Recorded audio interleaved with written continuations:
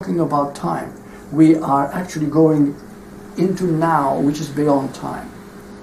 Did you ever watch a show on television and it so captivated you so much that after an hour it was over? It says, "Oh my goodness, an hour went by." You see, time stands still when you are in the moment. Similarly, with having sex or having something delivered, the parcel that you've been waiting for, or meeting somebody that you love and you haven't seen for a long time, it doesn't matter. When you meet, that moment that takes you away from yourself, it brings you to yourself. Jesus said, when you forget yourself, when you die to yourself, you find yourself. This is one of his sayings, which was not understood by many people. Yeah. I want to explore something. With something that's like a strong fear that hits in the moment, let's say, I don't know, I lost that, or something important disappeared, and there's a very obvious rush of energy that takes you over. In that moment, it's obvious to me that I can open to it and it will dissipate. But what's not as clear is when there is a low-level discontent about something. That low level of discontent, I'm so glad you're bringing it up, because that's exactly that low level of discontent that has the power to take us away from now. That's it. So even though we have the presence of mind, even though we've listened enough to satsangs or to other teachers or whatever who tell us in the moment is what it's all about, who you really are, okay, we still do not learn from it. We still want to fix it. We still want to get away from it. We still want to run, okay, because there's a low level of discontent that has us captured. So the whole point is to keep doing it every time that you find yourself not happy, not loving. And when you start watching that low level of discontent, you become aware of it. Oh my goodness, I never knew it was there. This feeling is there all the time. The moment I get up in the morning, when I go to bed, all the time it's with me, this feeling of discontent. Well, the moment you start becoming truly aware of it, that very awareness itself already is getting you on top of it, because awareness is the key. You see? So thank you for bringing that up, because that level of discontent is what keeps 90% of the people who listen to these talks do not allow themselves to experience the fear. Leave me alone, I just want to get rid of it, I just want to do something, that's why pornography is so powerful now, because it's a great escape. Because at the moment you're watching it or masturbating or whatever you're doing, you are no longer, for this brief moments, you are forgetting yourself. You are being one in the moment, but it only lasts a few seconds, and after you feel dissipated or depleted of energy.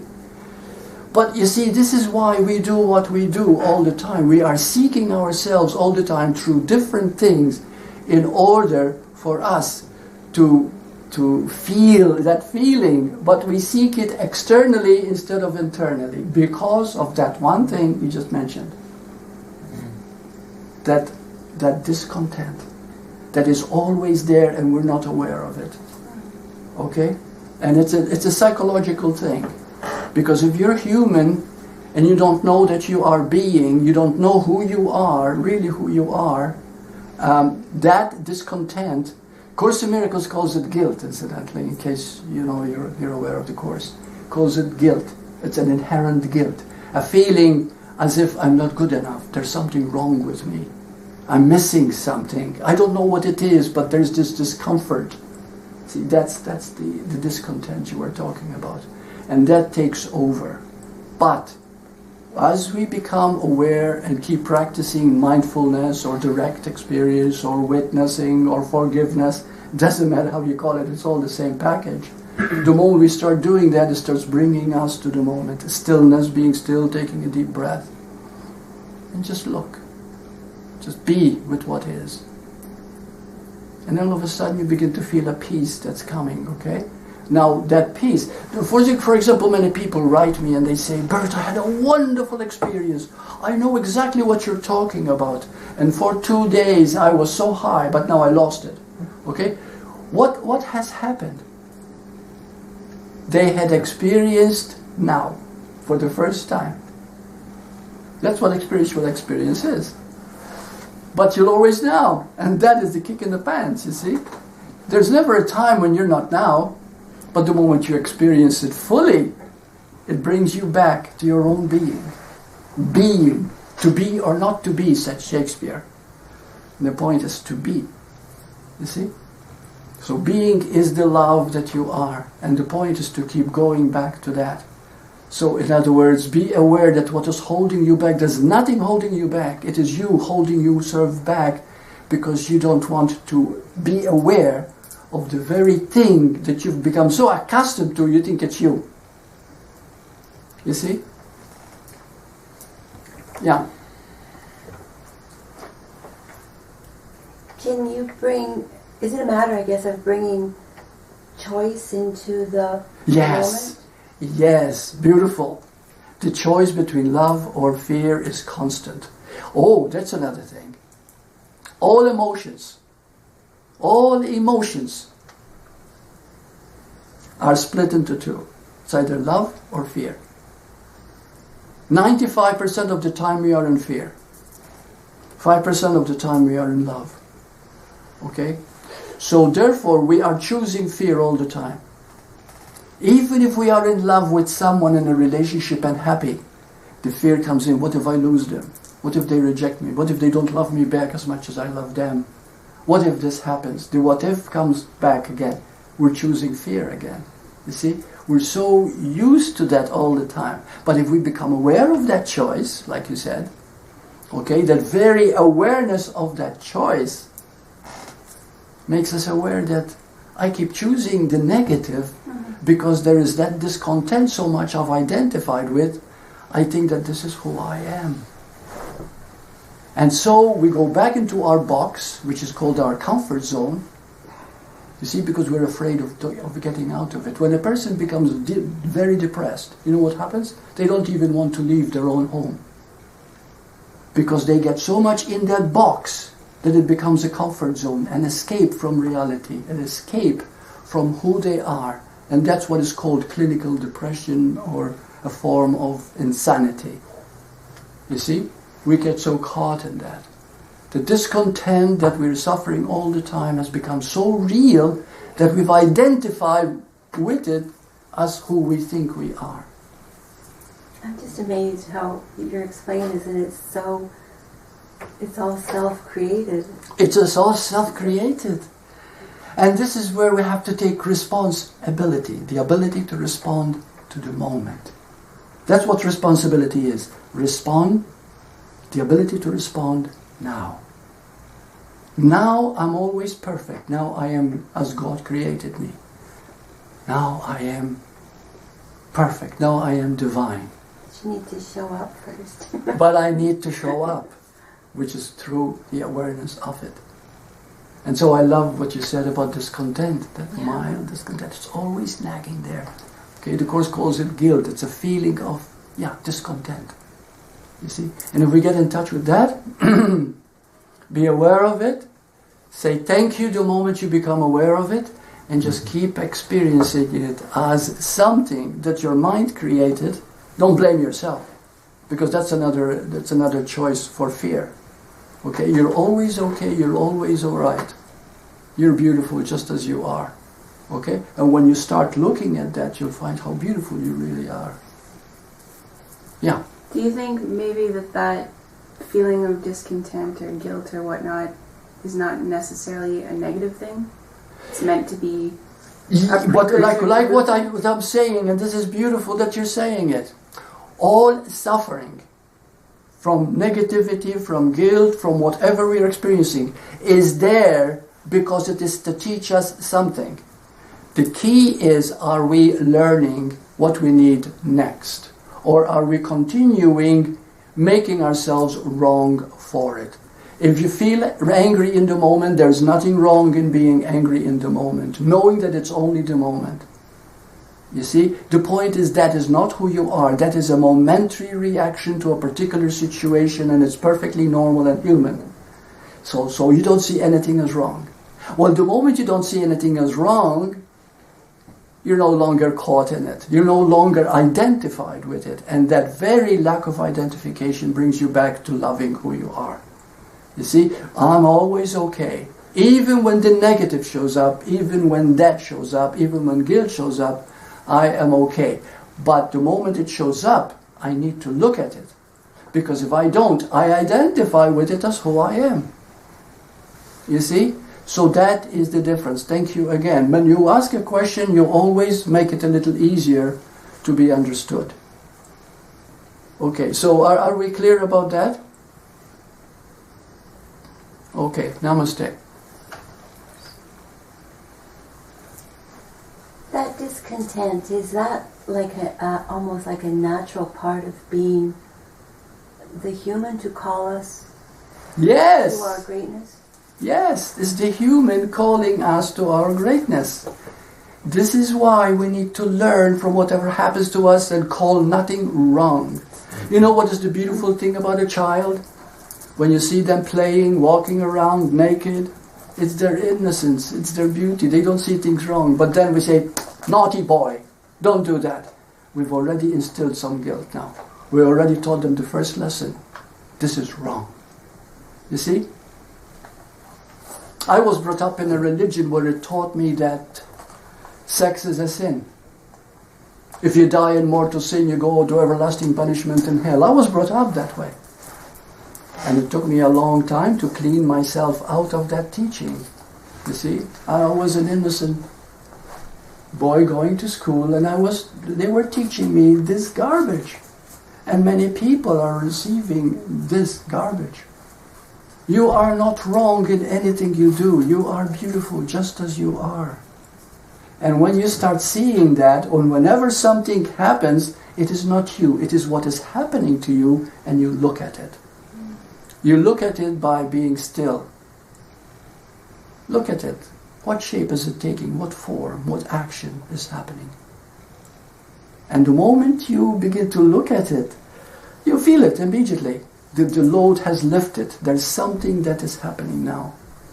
It is so simple if we learn to use it as a lesson. So this is the next step. What you need is whatever is bothering you. The moment you deal with it,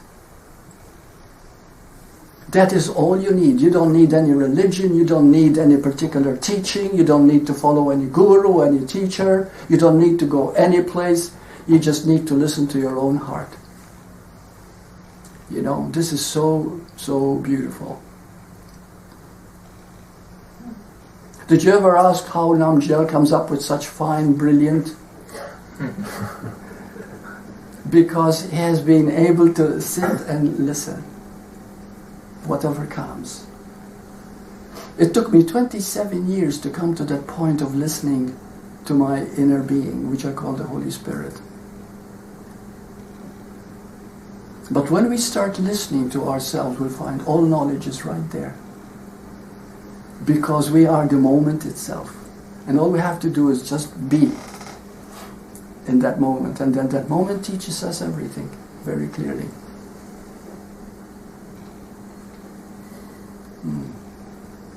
So, okay, I didn't say namaste, but we went on. So, is there another question or anything at all? And we call it a day. I want to talk more. What's that? Keep talking. I want to talk. Okay, do you have any, is everything clear what I said? I was just feeling in here the dance of we seem to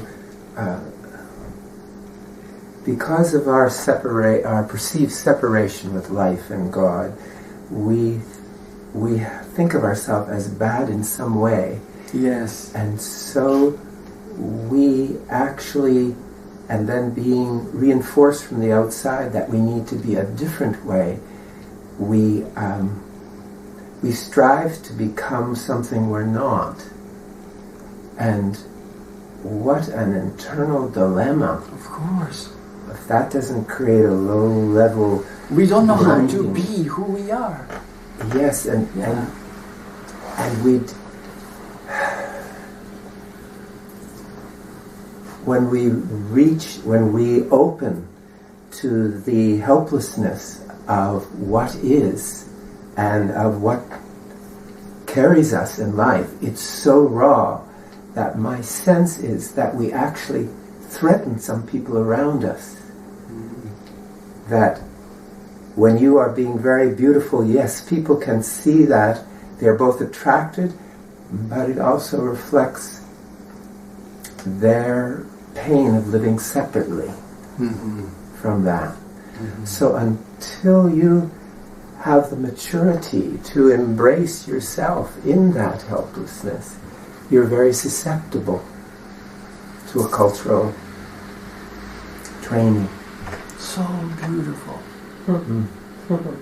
When you can embrace that helplessness. Did you hear what has been said? Do you see the gem in that?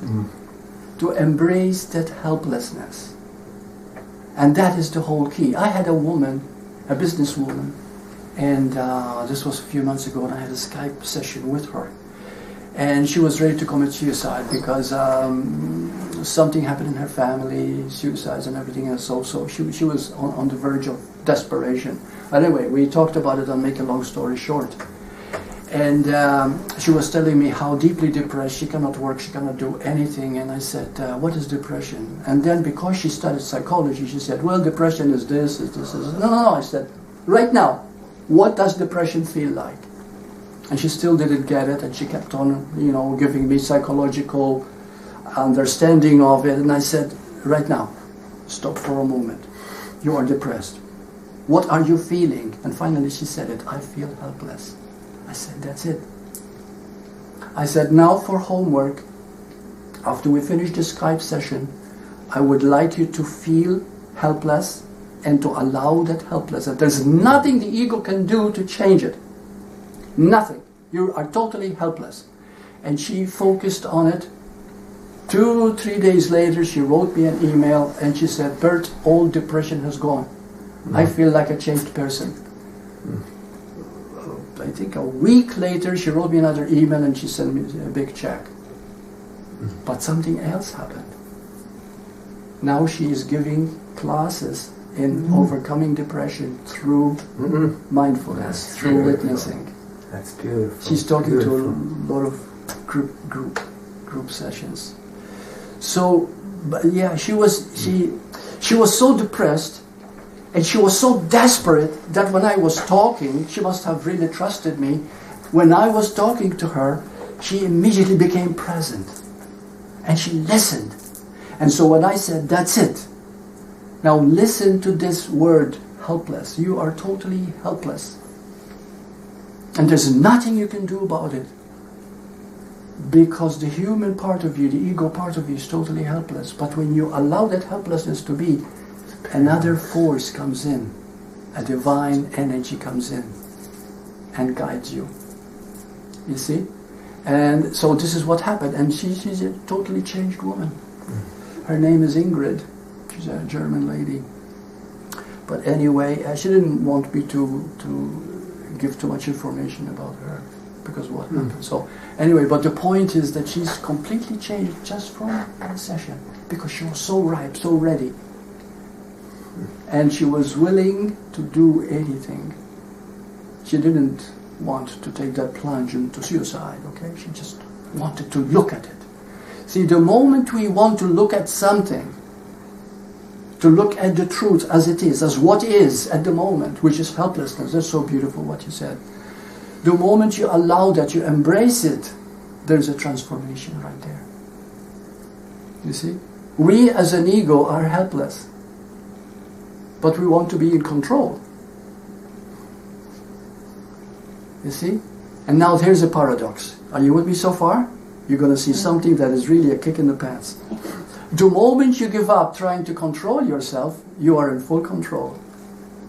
How many of you understood what he just said? It's you now have the driver in the right place. Oh, wow. Hey, what a metaphor. That's right. That's right. You have the driver in the right place where you ought to be.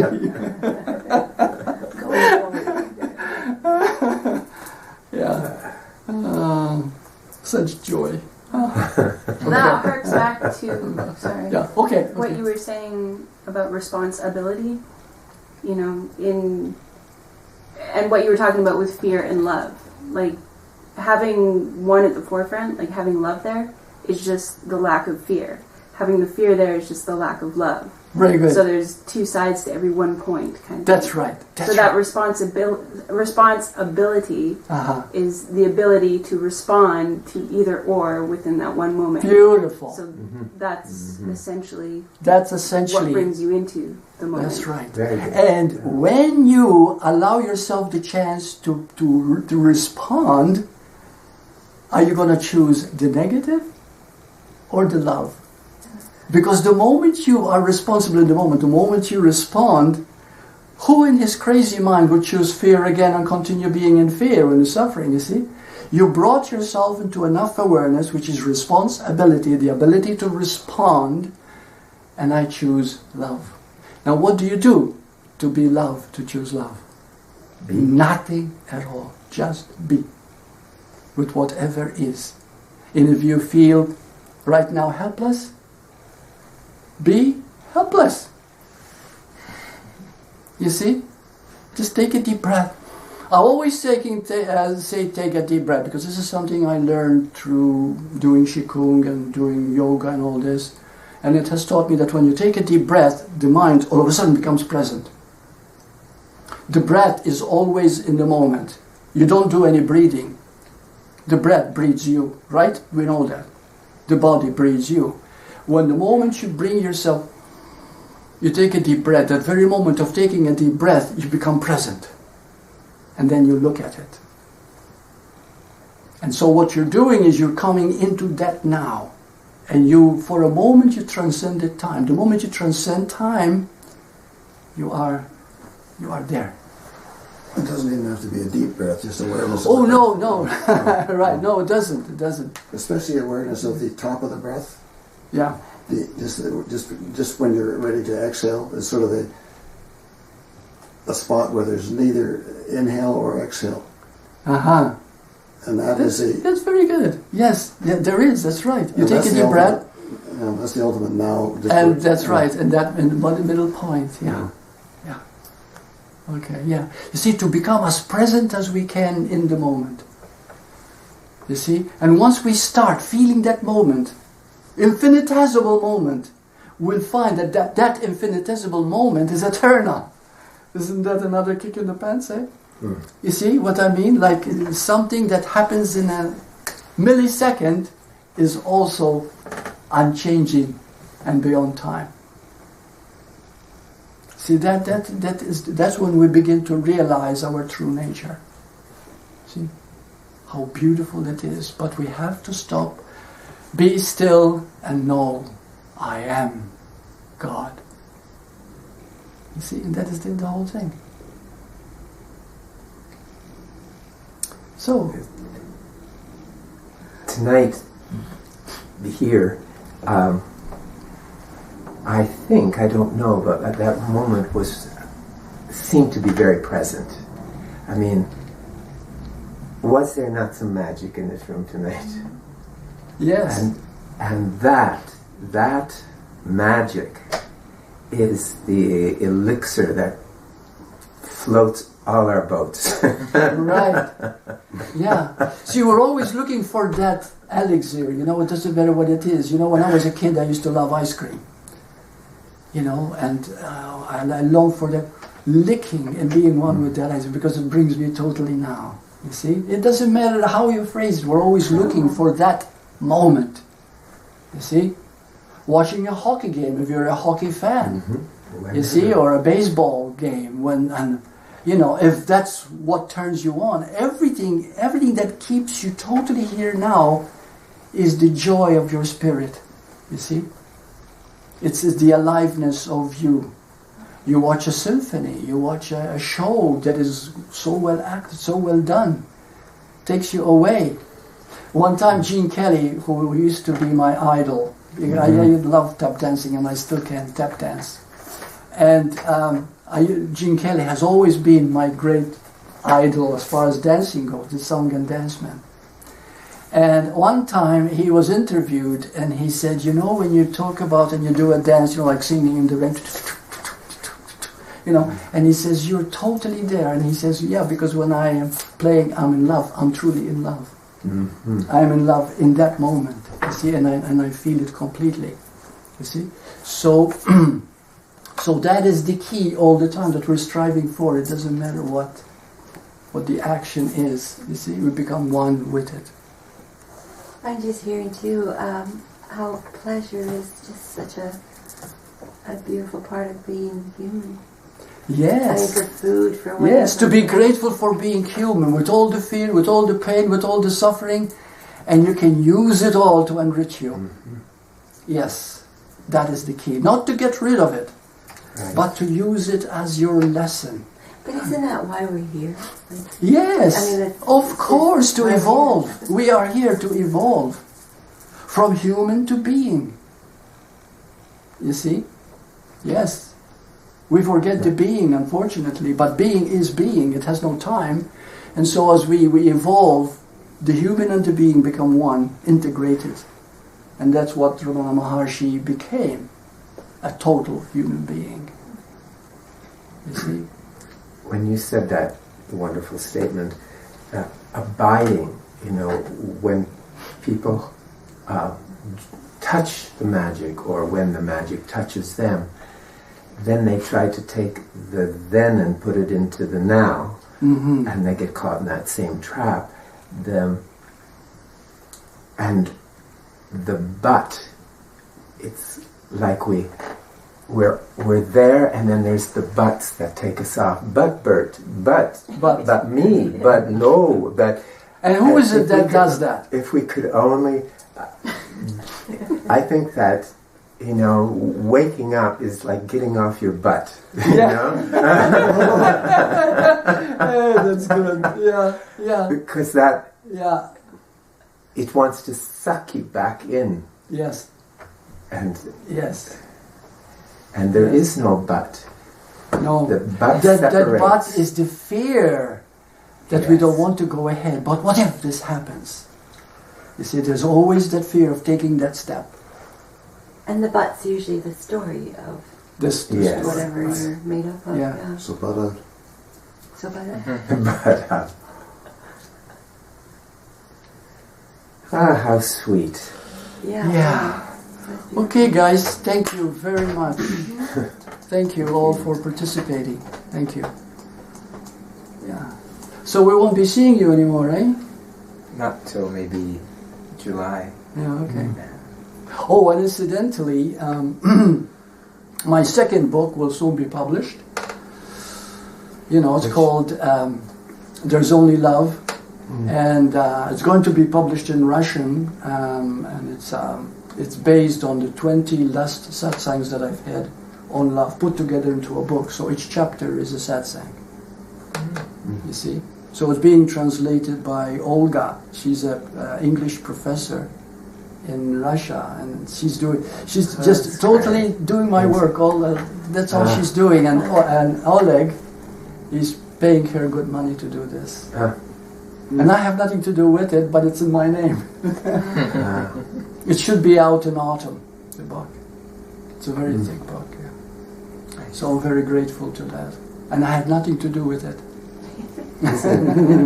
Isn't it amazing how magic cannot be arrested and it just moves in its own it pathways. moves in its own momentum. All we need to do is trust it. This is what I love about you now, because you're becoming a symbol of talking from that higher energy. You see, and we can all do that. And lately I've been getting a lot of letters, saying, who's Namjel? And we always hear also Jan's voice, but we don't know what she looks like, what she's like.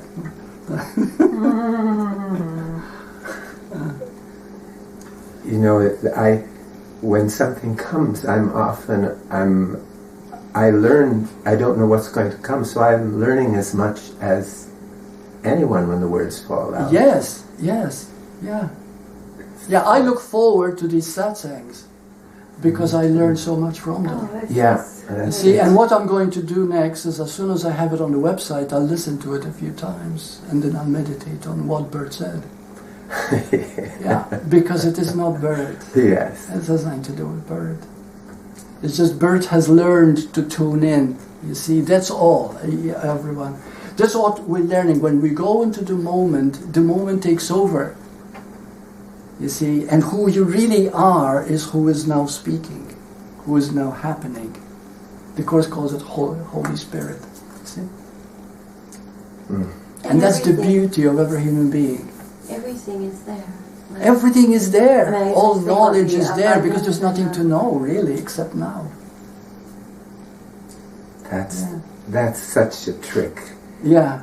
Because the ego mind of the world even wants to make the spiritual quest an achievement for it. Something to get, And the paradox is that when you see behind that veil, it's like another world opens. It's not getting it at all. Yeah. It's being with it and letting it unfold to you. That's right. It's not. There's no getting involved. Yeah. You get gotten. Yeah. That word. That's not good grammar. Get gotten. So the whole key is to forget yourself long enough to be who you are. Yes.